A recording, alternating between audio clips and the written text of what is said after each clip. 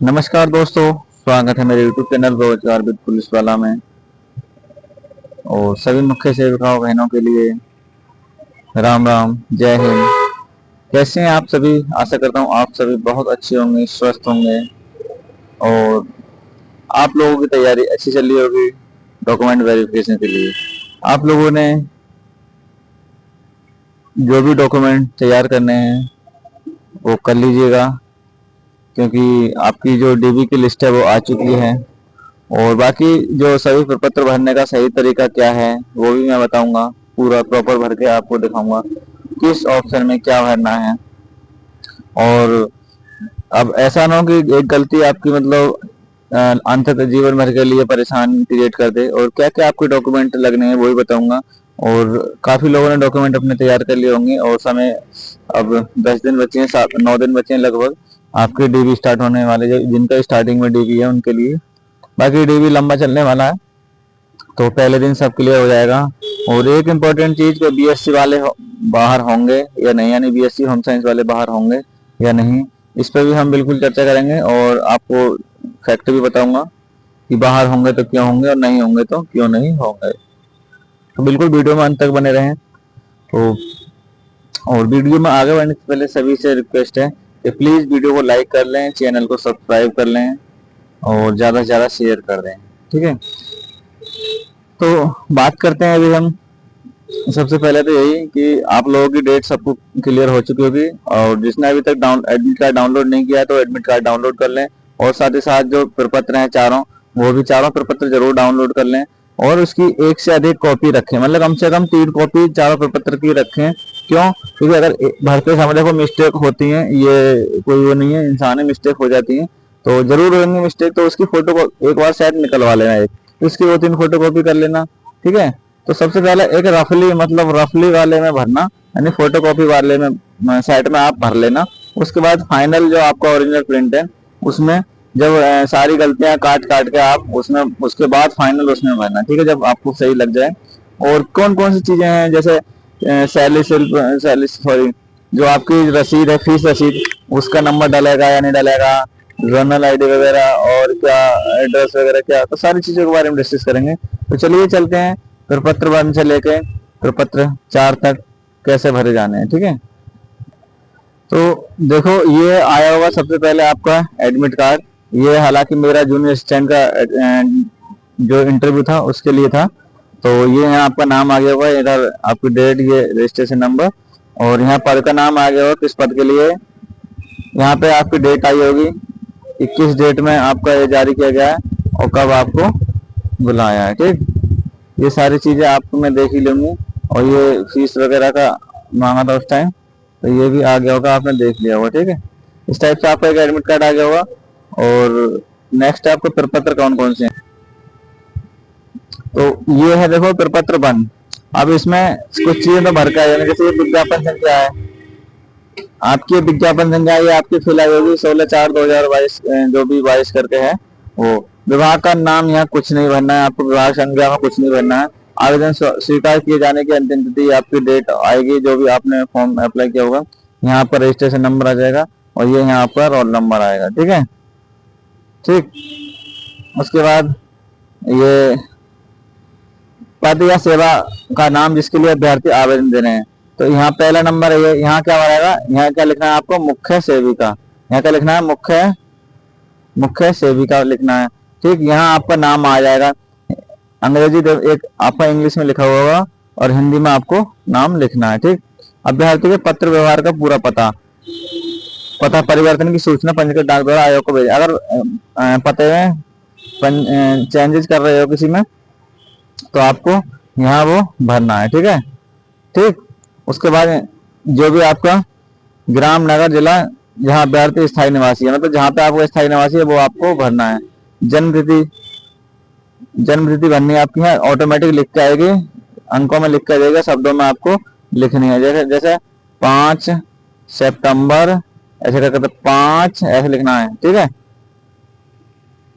हिंदी में लिखना है प्रॉपर, 5 सितंबर 1990 या 95 जो भी है, ठीक, उस हिसाब से। यहाँ था अभ्यर्थी के पिता या पति का नाम, जो भी आपके पिता का नाम है वो यहाँ लिखना है, ठीक। का नंबर, अभ्यर्थी के यहाँ से यहाँ नहीं लिखना है, मतलब यहाँ लिखना है अभ्यर्थी के पिता का नाम। पिता का नाम है तो यहाँ पिता का नाम लिख देना है, ऑब्लिक पति का नाम जो भी। अभ्यर्थी के पिता या पति का जन्म स्थान जो भी है, जन्म स्थान कहाँ है। अभ्यर्थी के पिता या पति का यदि मृत हो तो अंतिम पता, यानी अगर मृत्यु डेथ हो चुकी है तो उसका अंतिम पता, यानी कि अपने पिताजी का एड्रेस लिखना है, कहाँ के रहने वाले हैं। ठीक, क्या पिता या पति ने कभी अपनी राष्ट्रीयता बदली है, तो यहाँ क्या आ जाएगा, नहीं। क्या आप पिता नहीं आ जाएगा, क्या नहीं। अगर बदली है राष्ट्रीयता तो हाँ हाँ लिखोगे, तो उसके बारे में कहीं हम भारत से कहीं अलग रहने लगे हैं कुछ, तो यहाँ क्या आ जाएगा, नहीं। सभी का लगभग नहीं आएगा। 7वां नंबर है, क्या अभ्यर्थी था अथवा अभ्यर्थी के पिता पति जन्म तथा अथवा अधिवास से भारतीय नागरिक हैं, यदि नहीं तो पूरा पढ़ दें। मतलब ये इसमें क्या जाएगा, हाँ, यानी कि आपके जो पिता या पति हैं वो भारत के नागरिक हैं जन्म से, तो इसमें हाँ आएगा कि हाँ। अगर नहीं है तो भी उसका विवरण देना पड़ेगा कि कहाँ से, और प्रमाण पत्र भी लगाना पड़ेगा। ठीक, नेक्स्ट 8वां नंबर है, क्या अभ्यर्थी विज्ञापन में उल्लेखित किसी प्रकार का आरक्षण चाहते हैं, यदि हाँ या नहीं में दीजिए। यदि हाँ तो जाति वर्ग का पूरा नाम, हाँ तो हाँ हाँ कर देंगे, जो भी मतलब SC OBC ST वाले हैं, EWS वाले हैं, तो वो हाँ लिख देंगे। यहाँ जाति का नाम लिखने, जो भी आपकी जाति है, यहाँ उपजाति। ठीक है, जैसे वर्ग में जाएगा, जैसे OBC है तो OBC, SC है तो SC, ST है तो ST, और उपजाति में जो भी आपकी जाति है। ठीक, जो भी जाट गुर्जर लोधी राजपूत जो भी है आपके, वो यहाँ उपजाति में लिख देंगे। ठीक, नेक्स्ट है, क्या अभ्यर्थी विज्ञापन उल्लिखित विज्ञापन वर्ग जाति की आयु सीमा में छूट देकर लाभ चाहता है, यदि छूट चाहता है तो हाँ लिख देंगे, यानी कि आपकी 40 वर्ष से ज्यादा उम्र है तो हाँ लिख देंगे, क्योंकि 5 साल की छूट है OBC ST के लिए, और अदरवाइज नहीं लिख देना यहाँ। ठीक है, 40 से कम है तो नहीं लिख देना। ठीक, ये हो गया प्रपत्र वन का पहला पेज। प्रपत्र वन के 3 पेज है, तो तीनों पेज दिखाएंगे हम आपको। अब ये 9वां पॉइंट, प्रपत्र वन का दूसरा पेज, क्या अभ्यर्थी विवाहित है, तो हाँ है तो हाँ, नहीं है तो नहीं। यदि हाँ तो क्या अभ्यर्थी की एक या एक से अधिक पत्नी है, तो यहाँ नहीं लिख देंगे। ठीक, 10वां पॉइंट है, सभी शैक्षिक तथा प्राविधिक परीक्षा जिसमें अभ्यर्थी उत्तीर्ण है उन उपाधियों को विवरण देना। भाई यहाँ पे लिखना हाई स्कूल, विषय लिख देने हैं आपके शॉर्ट में, Hindi English math GS reasoning जो भी है, मतलब 6 सब्जेक्ट है तो 6 लिख देने हैं आपके। श्रेणी अथवा ग्रेडिंग सिस्टम जो भी हो, तो श्रेणी या श्रेणी लिख देना है, प्रथम या द्वितीय जो भी श्रेणी है आपकी। वर्ष किस वर्ष में आपने उत्तीर्ण किया है यहाँ पे। ठीक, यहाँ वर्ष आ जाएगा। यहाँ प्राप्तांक, यानी कितने प्राप्तांक लिख देना है, प्रतिशत लिख देना। ठीक है, कितने प्रतिशत है, यानी 55% है तो 55%, 60% है 60। प्रमाण पत्र संख्या, जो भी आपके प्रमाण पत्र का संख्या होता है, जो पुराने हाई स्कूल इंटर है उनका तो जो सनद वाला जो होता है, जो सनद बोलते हैं, उसका नंबर लिख देना, बाकी यहाँ खाली छोड़ देना। ठीक है, विशिष्टता का प्रमाण अगर कोई जैसे डिक्टेशन वगैरह है तो वो लिख सकते हैं यहाँ पे, अदरवाइज नहीं। वो इंटर का आ जाएगा, इंटर में वैसे सब्जेक्ट अपने यहाँ अपनी फर्स्ट या सेकंड जो भी श्रेणी है आपकी, फर्स्ट है तो फर्स्ट लिख देंगे, सेकंड है तो सेकंड। यहाँ वर्ष किस वर्ष में उत्तीर्ण किया है, यहाँ पे प्रतिशत या सीधे सीधे नंबर भी लिख सकते हैं, प्रतिशत जो भी है। यहाँ प्रमाण पत्र का नंबर और इसे खाली छोड़ देना। ऐसे स्नातक के लिए सब्जेक्ट लिख देना जो भी है, होम साइंस समाज शास्त्र वगैरह जो भी है, जितने सब्जेक्ट है आपके 4 और 5 दोनों लिख देने दोनों सालों के। ठीक, ठीक है, ये नंबर वगैरह। आगे स्नातकोत्तर का रखा था, आप स्नातकोत्तर के भी सब्जेक्ट यहाँ लिख सकते हैं और इसमें डिटेल भर सकते हैं। ठीक है, ये हो गया। तो उसके बाद अन्य शैक्षिक डिप्लोमा या डिग्री अगर आपके पास कुछ अलग है तो यहाँ पे एक्स्ट्रा क्वालिफिकेशन जैसे CCC वगैरह है तो यहाँ लिख देना। कंप्यूटर का कोई डिप्लोमा यहाँ लिख देना, वो लिख देना। ठीक है, फिर ये उनका नंबर यहाँ खेलकूद वाला है, खेलकूद या शारीरिक व्यायाम में प्राप्त प्रवीणता अथवा पाठ्यक्रम में भाग लेने का कोई अनुपूर्ण विवरण दे। यहाँ लिखना है कि आपने खेलकूद में क्या नेशनल में पार्टिसिपेट कर रखा है या स्टेट क्वालिफाई है, वो चीज लिख देना है। ठीक है,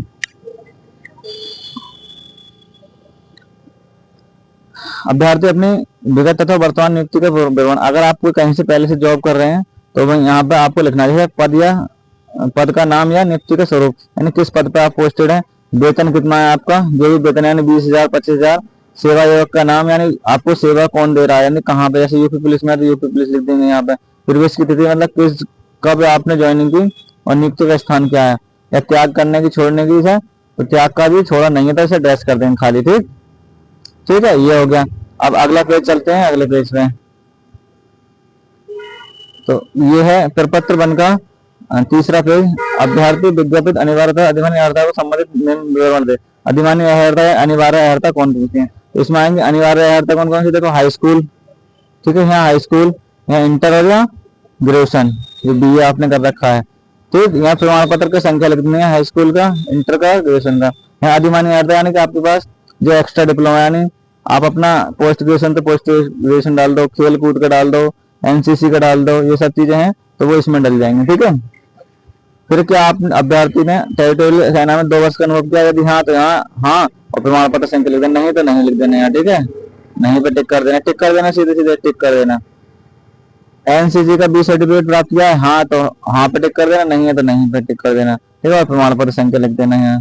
ठीक, क्या अभ्यर्थी, नेक्स्ट 15वां पॉइंट है भाई, क्या अभ्यर्थी को किसी फौजदारी न्यायालय द्वारा दंडित किया गया है, अगर दंडित किया गया है तो इसका पूरा विवरण देना है, तो नहीं नहीं लिख देंगे, यानी कोई सजा नहीं मिली है। क्या अभ्यर्थी किसी यह क्या अभ्यर्थी किसी राज्य लोक सेवा आयोग द्वारा दीवार किया गया तो नहीं लिख देंगे आयु।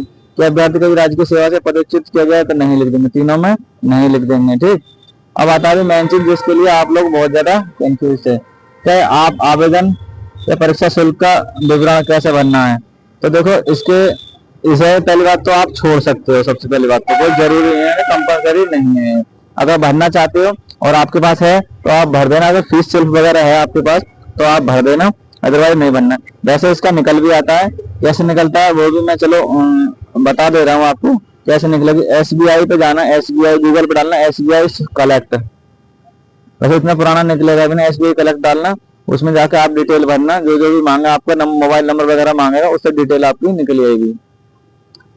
यदि अभ्यर्थी अपने चयन के संबंध में आयोग को कोई विशेष अर्हता अनुभव देना चाहता है, चाहे ऊपर दिए गए समूह में ना आया हो तो यहाँ चाहे जो ऊपर दिए गए समूह में ना आया हो तो यहाँ एक अलग से विवरण दे, आवेदन पत्र के साथ नक्की कर दे।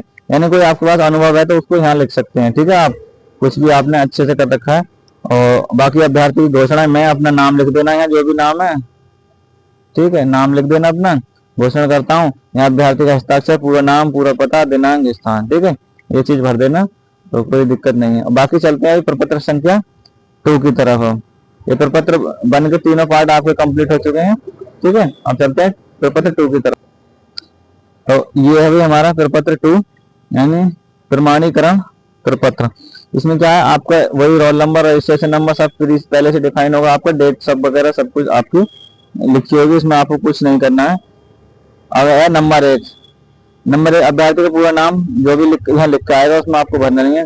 पिता का नाम, पिता का पूरा नाम उपनामों के साथ यदि कोई हो, पिता का नाम लिख देना है यहाँ। ठीक, माता का नाम लिख देना है यहाँ पे, जो भी आपकी माता जी का नाम है।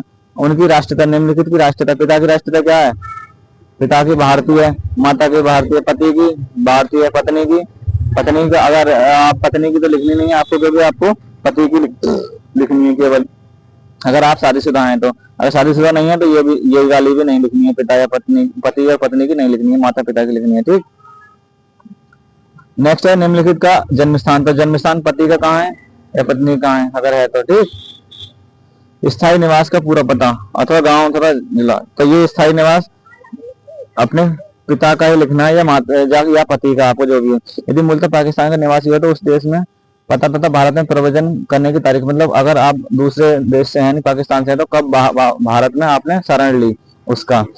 ठीक, वर्तमान पत्रकार का पता, यानी आपको जो भी पता है वर्तमान वो आपको पूरा लिखना है। आयु तथा जन्म तिथि आपको लिखनी है, अंकों में लिख के आएगी, शब्दों में आपको लिखनी है। शैक्षिक योग्यता जिसमें उम्मीदवार को 15 वर्ष की आयु में शिक्षा प्राप्त करने के स्थान और स्कूलों का व्यतीत किए गए वर्षों, यानी जो भी आपने स्कूल में वो किया, तो स्कूल या कॉलेज का हाई स्कूल का नाम और पूरा पता यहाँ लिख देना है, यानी हाई स्कूल का नाम और पूरा पता यहाँ लिख देना है। फिर इंटर का नाम और पूरा पता यहाँ लिख देना है, ग्रेजुएशन का नाम पूरा पता, कब प्रवेश लिया, दिनांक छोड़ने की। अब देखो प्रवेश कब लिया, इस चीज का ध्यान रखो। आप देखो एग्जैक्ट डेट तो आपको पता नहीं होगी, मतलब हाई स्कूल आपने कब पास किया है तो उसको देख लेना, उससे एक साल पहले का आप दिखा सकते हो। एडमिशन कभी कभी दिखा सकते हो, 2 साल पहले का दिखा सकते हो। ठीक है, छोड़ने के दिनांक जब हाई स्कूल पास हो गया हो उसके बाद की डेट आप दिखा सकते हो कभी भी। ठीक है, और जो परीक्षा पास की हो वो यहाँ लिख देना, कौन सी की है, हाई स्कूल किया है। ठीक, परीक्षा पास की यानी हाई स्कूल किया, तो यहाँ पहली लाइन में हाई स्कूल लिख देना है। ठीक है, यहाँ हाई स्कूल लिख देना है। फिर स्कूल का दूसरा जो भी स्कूल, अगर एक स्कूल है तो स्कूल का सेम नाम रहेगा, प्रवेश का दिनांक वही है तो वही, छोड़ने का दिनांक, और जो पास किया ना इंटर ग्रेजुएशन में जो भी लिया है ग्रेजुएशन की, यहाँ ग्रेजुएशन की दिनांक लिख देना है, जो आपकी मार्कशीट है। बस इस चीज का ध्यान रखना है, एडमिशन लेते समय और छोड़ते समय छुट्टी ना हो, ठीक है। अथवा आप मार्कशीट के हिसाब से अपनी डेट लिख सकते हो, ठीक है। ये प्रपत्र 2 हो गया हमारा। प्रपत्र 3 की ओर चलते हैं। ये हमारा प्रपत्र 3। प्रपत्र 3 में देखो ये सब चीजें आपकी लिखी जाएंगी। हिंदी में नाम लिखना है आपका, जो भी नाम है, अंग्रेजी में आपका लिखा हुआ आएगा, पिता या पति का नाम, यदि विवाहित स्त्री हो तो पति का नाम लिखना, ठीक है, तो वो लिख देना है। उसके बाद जन्म तिथि यहाँ शब्दों में लिखनी है। स्थायी पता लिखना है, पत्रवार का पता, यानी स्थायी पता और पत्रवार का पता सेम है तो वो सेम रहने देना, अदरवाइज लिख देना। सेवा या पद जिसके लिए आवेदन कर दे रहे हैं, मतलब किसके लिए आवेदन दे रहे हैं, तो मुख्य सेविका के लिए, ठीक है। क्या आप अनुसूचित जाति, अनुसूचित जनजाति, इनसे कोई मतलब जनसेवा से विमुक्त, इमरजेंसी कंडीशन, शॉर्ट कंडीशन, विकलांग है तो आप जाति, यहाँ आपको क्या लिखना है, जाति अपनी और उपजाति, और योग्यताएं आपकी, जो भी योग्यताएं, सच्ची योग्यता है, ग्रेजुएशन, पोस्ट ग्रेजुएशन, जो भी आपकी स्नातक या स्नातकोत्तर, वो आप यहाँ लिख देंगे, ठीक। नेक्स्ट है आपका परीक्षाएं जिनमें उत्तीर्ण हो, विषय, जो भी विषय लिया हो, उत्तीर्ण परीक्षा का अनुक्रमांक, वर्ष और श्रेणी, ठीक है। यानी कि हाई स्कूल है हमारा, हाई स्कूल लिखा, यहाँ विषय लिख दिए, जो विषय परीक्षा के लिए हो, जो परीक्षा में लिए हो, जो भी हमें हिंदी, इंग्लिश, मैथ है, जो भी है। उत्तीर्ण का अनुक्रमांक, अपना अनुक्रमांक लिख देना है। वर्ष 2010 जो भी लिखना है। श्रेणी यानी फर्स्ट डिवीजन से तो फर्स्ट डिवीजन। फिर यहाँ इंटर लिखना है, इंटर या फिर 12 लिख देना, मतलब ऐसे करके 12, ठीक। यहाँ विषय अपने, यहाँ अनुक्रमांक, यहाँ वर्ष, यहाँ श्रेणी, फिर ग्रेजुएशन, विषय, उत्तीर्ण, रोल नंबर अपना, वर्ष और श्रेणी, ठीक। ये हो गया, ठीक। फिर आता है विगत एवं वर्तमान नियुक्ति का विवरण। अगर आपने कोई पहले से कहीं जॉब कर रहे हैं तो वो विवरण यहाँ लिख देना है, कब से कब तक करना है और किस पद के लिए और कितना वेतन है आपका, ठीक है। ये हो गया फिर पत्र 3 में। नेक्स्ट है बस ये चीजें सारी, तो ये प्रपत्र 3 इस टाइप से भर जाएगा आप। अब चलते हैं प्रपत्र 4 की ओर, ठीक। तो प्रपत्र 4 में वही बहुत कंफ्यूजन रहता है कि कैसे आपको नंबर फिल करने हैं, वो सारी चीज बताऊंगा। देखो आपको फिर से वही चीज, रोल नंबर, नाम वगैरह आपका फिल आएगा, जो भी है रोल नंबर, रजिस्ट्रेशन नंबर, नाम फिल आएगा। बाकी सबसे पहले आपको जैसे हाई स्कूल का है, ये हाई स्कूल है, ये इंटर है, ये ग्रेजुएशन है, ये पोस्ट ग्रेजुएशन है, ठीक। अगर अन्य कोई विवरण है तो यहाँ आप लिख सकते हो। जैसे आप सबसे पहले हाई स्कूल की भरोगे, अब देखो कैसे भरना है, इसमें बहुत ज्यादा थोड़ा कंफ्यूजन रहता है, तो बिल्कुल आराम से समझेंगे। जैसे ये हाई स्कूल है, हाई स्कूल पे अगर हमने हाई स्कूल के भरे, प्राप्तांक कितना है, हिंदी, हिंदी का कितना प्राप्तांक है, यानी 50 नंबर की हिंदी है, सॉरी प्राप्तांक का मतलब होता है जो प्राप्त किया, यानी 50 नंबर की हिंदी है। 50 में से कितने प्राप्त किया आपने, यानी 40 प्राप्त किए। फिर अंग्रेजी, अंग्रेजी में, अंग्रेजी 50 नंबर की, मतलब जितने का आपको पूर्णांक है, सब्जेक्ट में 100 नंबर का है तो 100 नंबर वाले देख लेना, और 50 का है तो 50 का, ठीक है। ये सीधे सीधे हम यहाँ बताते हैं 100 नंबर का पूर्णांक है, 100 का होता है, अब तो 100 का हिंदी है, तो यहाँ 100 में से मान लो हमारे 80 नंबर आ गए, ठीक। यहाँ अंग्रेजी कितने की, अंग्रेजी भी 100 नंबर की, अंग्रेजी में आ गए हमारे 70 नंबर। गणित में, गणित भी 100 नंबर का, 100 में से यहाँ आ गए 60 नंबर, ठीक है। फिर गणित 3 सब्जेक्ट भी कॉमन हो गए। फिर आपके पास जो भी सब्जेक्ट है, चौथा सब्जेक्ट यहाँ लिख देंगे, हमारा सामाजिक साइंस यानी विज्ञान है, तो विज्ञान यहाँ, सामाजिक विज्ञान है, कला है, तो ये 6 सब्जेक्ट हो गए, 6 सब्जेक्ट हो गए। आपके जो सब्जेक्ट है वो यहाँ नाम लिख देना, यहाँ उसका पूर्णांक जो भी यहाँ तो 100 नंबर के होंगे। उसके बाद क्या करेंगे, देखो ये हो गए 6 सब्जेक्ट, तो 6 सब्जेक्टों का सबसे पहले योग, यानी टोटल कितने, 6 में से और यहाँ टोटल योग, योग मतलब यहाँ 600, देखो इन दोनों का योग कितना जाएगा, 6 सब्जेक्ट का 600 योग, 100 नंबर के हैं तो, और यहाँ जो भी 600 में से यानी 500 नंबर मिले आपको, तो यहाँ 500 लिख देना है।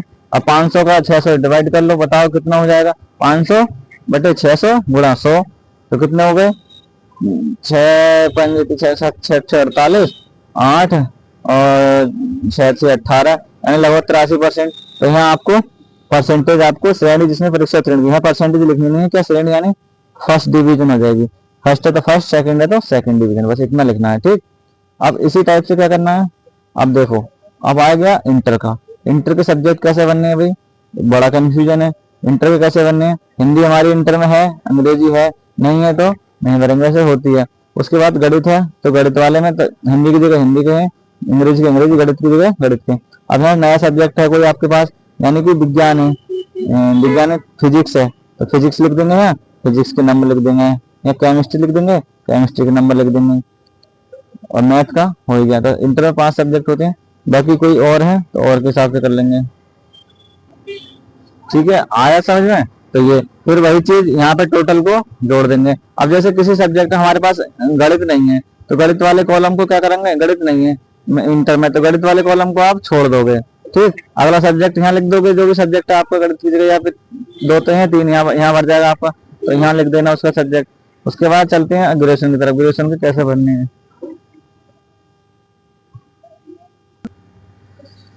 तो वही अब आते हैं हम ग्रेजुएशन की तरफ, यानी स्नातक में कैसे कैसे सब्जेक्ट भरने हैं। जैसे भी आपके कोई सब्जेक्ट है वो तो बता दिया मैंने आपको, प्राप्तांक और पूर्णांक कैसे भरना है, सारी चीज। ठीक है, अब देखो ये आ गया ग्रेजुएशन का। अब हमारे पास अगर हिंदी है तो हिंदी के सामने हिंदी के नंबर यहाँ भर देंगे जितने भी आपने हैं, पूर्णांक जो भी आपका 100 नंबर का है तो 100 नंबर। ठीक, अंग्रेजी है तो अंग्रेजी का लिख देंगे। अगर आपके पास मान लो अगर अलग अगला सब्जेक्ट जो भी है, तो यहाँ पे सब्जेक्ट ऑलरेडी आपके फिल हो चुके होंगे, यहाँ तक हो गए मान लो, तो यहाँ लिखना है अगला सब्जेक्ट जो भी, मतलब होम साइंस है, जैसे होम साइंस है तो होम साइंस के नंबर यहाँ डैश कर देना है, यहाँ डैश यहाँ भरने हैं, जो भी आपके नंबर है यहाँ भरने हैं, और यहाँ पे आपका पूर्णांक भरना है। फिर कोई और सब्जेक्ट है तो यहाँ भरने, मतलब जो सब्जेक्ट फिल हो चुके हैं वो यहाँ नहीं भरने, आगे बढ़ाते चले जाएंगे, यहाँ भर देंगे, यहाँ भर देंगे, उसी के हिसाब से यहाँ आप अपने नंबर आपने डाल देंगे। ठीक, फिर वही चीज, कितना टोटल पूर्णांक हो गया, टोटल यहाँ लिख देना है, टोटल यहाँ लिख देना है, पूर्णांक यहाँ लिख देना है। ठीक है, और श्रेणी आप यहाँ लिख देना है। कुछ कोई डाउट है नहीं। उसके बाद अगर आपके पास स्नातकोत्तर भी यानी पीजी भी कर रखा है आपने, तो पीजी के सब्जेक्ट इनमें से कोई सब्जेक्ट है, तो मान लो इनमें से कोई सब्जेक्ट है यहाँ तक आपने भरे हैं, तो उसके सामने यहाँ लिख देंगे आप। अदरवाइज यहाँ से स्टार्ट कर देंगे, मतलब जहां तक फिल हो चुके हैं, जो फिल हो चुके हैं वो, उसके बाद अगला सब्जेक्ट यहाँ से शुरू कर देंगे, तो ये डैश लगा देंगे, बाकी यहाँ पे आप भर देंगे यहाँ जो भी है। ठीक है, इसमें और अगला सब्जेक्ट, अगर दो सब्जेक्ट है तो दो सब्जेक्ट यहाँ डैश करते चले जाएंगे, जो भी फिल है स्नातकोत्तर वाले कॉलम में ही भरेंगे आप। ठीक है, यानी कि जो आपका पीजी वाला है उसी कॉलम में आप भरेंगे जो भी आपके सब्जेक्ट हैं। सब्जेक्ट का नाम इन वाले खानों में सब्जेक्ट का नाम लिखेंगे यहाँ। ठीक, जो भी है किसी भी सब्जेक्ट मतलब दोबारा रिपीट नहीं होना चाहिए, और उसके सामने जो सब्जेक्ट है उसी के सामने उस डिग्री के अनुसार आप अपने नंबर भरेंगे। यानी स्नातकोत्तर का है तो स्नातकोत्तर वाले कॉलम में भरेंगे, इन वालों में। ग्रेजुएशन का है यानी स्नातक का है तो इन वाले कॉलम में भरेंगे, इंटर का है तो इनमें, और हाई स्कूल का है तो इनमें।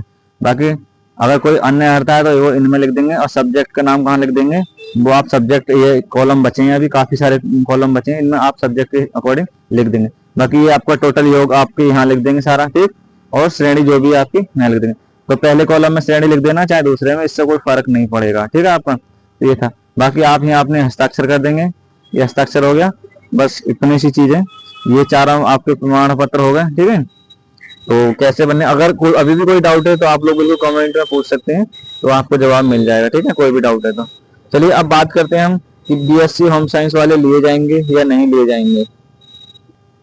तो देखो बीएससी होम साइंस वालों को जिनको डाउट था यानी लिए जाएंगे नहीं लिए जाएंगे, तो ये आपका हाई कोर्ट का ऑर्डर आया है भाई। गृह विज्ञान डिग्री धारक, गृह विज्ञान डिग्री धारक नहीं बन सकते विज्ञान के टीचर। वो जब गृह विज्ञान वाले विज्ञान के टीचर नहीं बन सकते, इसका मतलब क्या है। हाई कोर्ट ने उच्च प्राथमिक विद्यालयों में गणित और विज्ञान के रिक्त 29,374 सहायक अध्यापकों की भर्ती में गृह विज्ञान से बीएससी उत्तीर्ण अभ्यर्थी को नियुक्ति न करने को शिक्षा विभाग की नीति को सही ठहराया है। हाई कोर्ट ने कहा है कि गृह विज्ञान से बीएससी की डिग्री साइंस की डिग्री नहीं कही जा सकती। साइंस एक अलग ही स्ट्रीम वर्ग है और गृह विज्ञान अलग है, दोनों एक नहीं हो सकते। ऐसे में प्रदेश के प्राथमिक विद्यालयों में साइंस व गणित के टीचर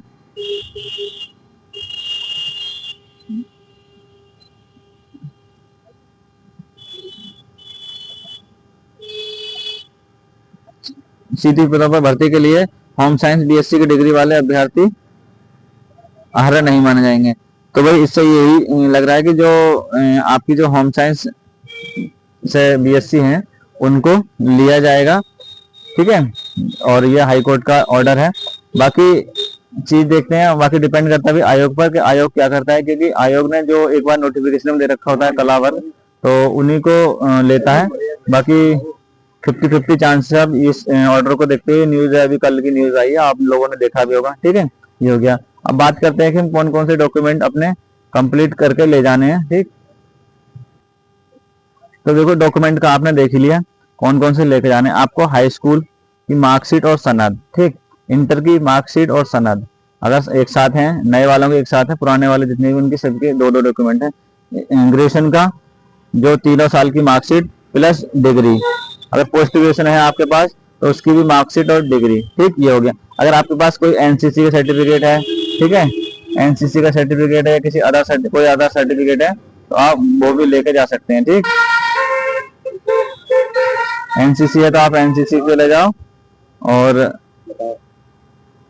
जो भी आपके पास एक्स्ट्रा क्वालिफिकेशन है वो लेके जा सकते हो। दूसरा, आपके पास कास्ट सर्टिफिकेट, तो नया या पुराना, पुराना है तो आप पुराना भी लेके जाए, नया है तो नया।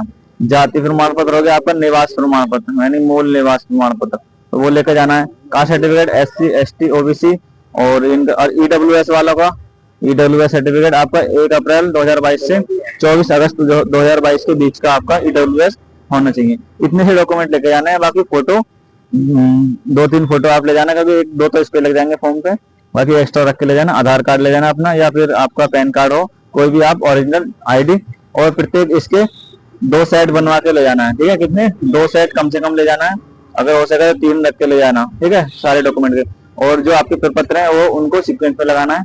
2 डॉक्यूमेंट आपको आयोग से मिलेंगे जब आप DV के लिए जाएंगे। तो ये सभी डॉक्यूमेंट है, आपको इनको फिलअप करने के लिए वहां प्रॉपर टाइम मिलेगा। अगर फिल करके नहीं भी ले जाते हैं आप, जितना आप पे फिल हो रहा है वो आप फिल कर लो। जो भी आपको डाउट है वो वहाँ सब भरवाया जाएगा, आपको बैठा के आराम से पूरा समय दिया जाएगा। डॉक्यूमेंट आपको यानी कंप्लीट भरने के लिए, फॉर्म जितने भी फॉर्म है उनको भरने के लिए पूरा टाइम दिया जाएगा, और आपको प्रॉपर समझाया भी जाएगा वहाँ पे, ठीक है। तो इसलिए भी टेंशन बिल्कुल नहीं लेनी है। जो चीज नहीं आ रही है उसको खाली छोड़ दो, वहां जाकर भर लेना, ठीक। तो प्रॉपर एक सेट बना कर ले जाना अपने, ठीक है। और वही जानकारी अच्छी लगे तो वीडियो को लाइक करें, शेयर करें। चैनल पर नया है चैनल को सब्सक्राइब जरूर कर दें। मिलते हैं नेक्स्ट वीडियो में। जय हिंद, जय भारत।